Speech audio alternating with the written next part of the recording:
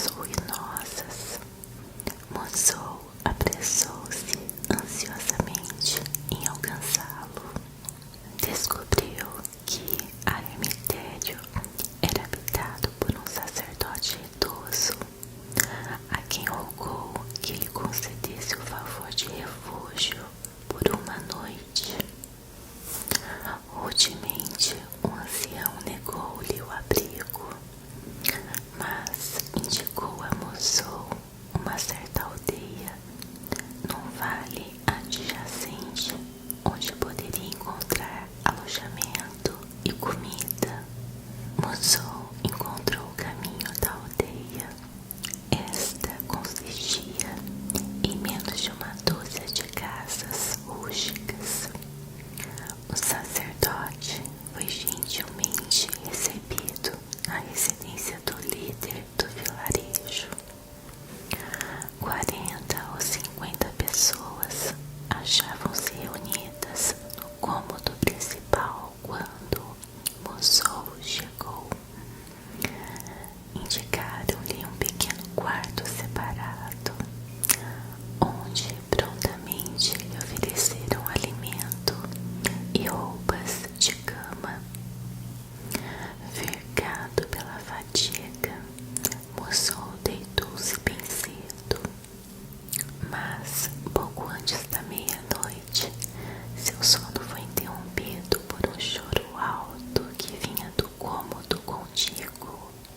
Então as portas corrediças deslizaram e um jovem que trazia uma lamparina acesa entrou no quarto. Saudou-o respeitosamente e disse: Venerável senhor, é meu doloroso dever informar-vos que sou agora o responsável por esta casa. Ontem eu era apenas o filho mais velho, mas quando aqui chegastes, vergado pelo cansaço, nós não queríamos vos incomodar. Não vos participamos, pois que meu pai havia morrido poucas horas antes. As pessoas a quem vós vistes reunidas na sala ao lado são os habitantes desta aldeia, e aqui estão para prestar as últimas homenagens ao falecido. Mas agora devem partir para outra aldeia a 3 milhas daqui, pois, segundo os nossos costumes, ninguém deve permanecer na aldeia durante a noite quando alguém morre. Fazemos as oferendas e orações apropriadas e depois retiramo-nos, deixando o cadáver sozinho. Na casa onde jaz o defunto, coisas estranhas sempre acontecem. Por isso cremos que seria melhor que fosseis conosco. Na outra aldeia achareis um bom alojamento, mas como sacerdote é possível que não tenhais medo de demônios e espíritos malignos. E se não vos traz incômodo a companhia de um defunto, sois muito bem-vindo para desfrutar de nossa pobre morada. No entanto, devo advertir-vos de que ninguém, a não ser um sacerdote, se atreveria a pernoitar aqui. Musou respondeu prontamente: Sou profundamente grato por vossas amáveis intenções e vossa generosa hospitalidade. Todavia, lamento que não me tenhais contado sobre a morte de vosso pai assim que cheguei. Com efeito, embora um tanto cansado, não teria dificuldade em cumprir o meu dever de sacerdote, realizando o serviço religioso antes de vossa partida. E é o que farei assim que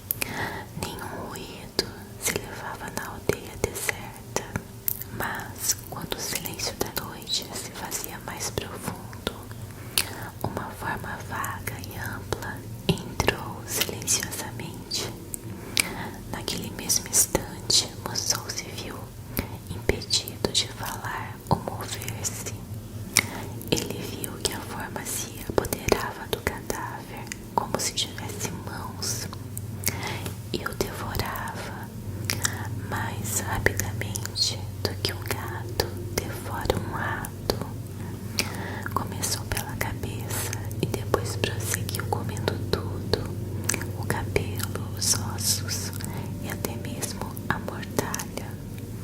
E a coisa monstruosa, após consumir todo o corpo, voltou-se para as oferendas e igualmente as devorou. Depois foi embora, tão misteriosamente quanto havia chegado. Quando os aldeões voltaram na manhã seguinte, encontraram o sacerdote a aguardá-los na porta da casa. Todos cumprimentaram e, quando entraram e olharam ao redor, não manifestaram surpresa alguma com o desaparecimento do cadáver e das oferendas. Mas o dono da casa disse a moçou: Venerável Senhor, certamente vistes coisas desagradáveis durante a noite. Estávamos todos preocupados convosco, mas agora estamos muito felizes por encontrar-vos são e salvo. Com grande satisfação teríamos ficado convosco, se tal nos fosse possível, mas as regras da nossa aldeia, como fugisse ontem à noite, nos obrigou a abandonar a casa após o óbito, deixando o corpo sozinho. Sempre que esta regra foi infringida, sobreveio algum portentoso infortúnio, mas se a norma rendemos observância, descobrimos que o cadáver e as oferendas desaparecem durante a nossa ausência. Talvez tenhais vós visto a causa. Então Moçou falou sobre a forma sombria e terrível que penetrara na câmara mortuária para devorar o cadáver e as oferendas. Ninguém pareceu surpreso com a narrativa. O dono da casa observou: o que vós acabais de nos dizer, venerável Senhor, coincide com o que se tem dito sobre o assunto desde os tempos ancestrais. Moçou em seguida perguntou: o monge da colina costuma realizar os serviços fúnebres para os vossos mortos? Que monge? Perguntou o jovem. O monge que ontem à noitinha me indicou esta aldeia, respondeu Moçou. Cheguei ao Anditsu, que fica na colina. Ele me recusou abrigo, mas me ensinou como chegar aqui. Os ouvintes se entreolharam com uma expressão de espanto. Após um instante de silêncio, o dono da casa disse: Venerável Senhor, na colina não há monge ou Anditsu algum. Há muitas gerações que nenhum monge reside nesta região. Moçou nada mais disse sobre o assunto, pois era evidente que os seus amáveis anfitriões acreditavam que ele houvera sido iludido por algum trasgo. Mas após se despedir e obter todas as informações necessárias para prosseguir o seu caminho, decidiu procurar o eremita da colina para assim verificar se realmente havia sido enganado. Achou o Anditsu sem dificuldade e desta feita o ancião o convidou a entrar. Quando Moçou entrou, o eremita